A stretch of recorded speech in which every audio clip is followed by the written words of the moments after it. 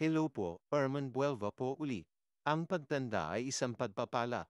Isang pagpapalang lubos para sa mga matatandang tao na sila'y tingnan ng Diyos na may pabor kaya sila'y nakarating sa kanilang matandang edad.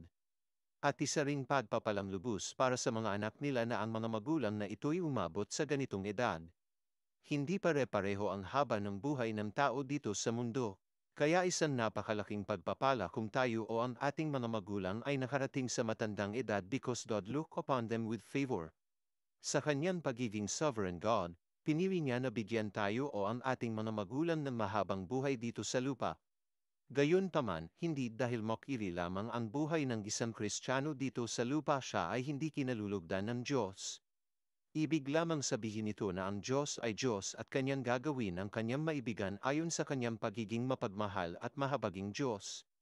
Ang haba o ikli ng buhay ng isang tao sa ibabaw ng lupa ay hindi sukatan ng pag-ibig sa kanya ng Diyos. Subalit may dahilan ng Diyos kung bakit ang iba ay minasdan niya ng may pabor upang sila'y mabuhay ng mahaba dito sa lupa at ang iba naman ay hindi. Ngunit hindi ito dahil mas mahal niya ang isa na binigyan ng mahabang buhay, kesa dun sa isang hindi nabigyan ng pabor upang magkaroon ng mahabang buhay dito sa lupa. Gayunpaman, dapat tayong magpasalamat sa Diyos sa anumang ipinagkaloob niya sa atin. Magpasalamat tayo sa Diyos sapagkat naabot natin ang ating edad ngayon, bata ka man o matanda. Higit lalo sa lahat, magpasalamat ka sa Diyos kung ikaw ay isa ng ligtas. Alalahanin din natin na ang buhay ng tao sa lupa ay hindi tulad ng bateryang Motolite na pangmatagalan. Ang buhay natin dito sa lupa ay parang isang bugzo ng hangin lamang kumpara sa buhay na walang hanggan na ating mararanasan. Mabilis na lumilipas ang panahon at ang mga bagay na kinagigiliwan natin ay mawawala na.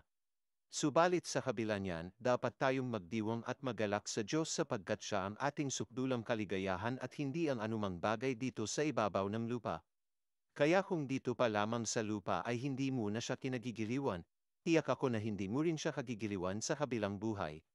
Subalit maaaring baguhin iyon, maaari mo siyang kagiliwan simula ngayon sa pamamagitan ng tunay na paglapit kay Kristo at pagbibigay halaga sa kanyang banal na salita, ang Biblia.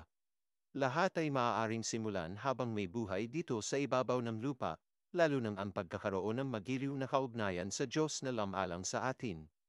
Herman Buelva po uli, God bless po.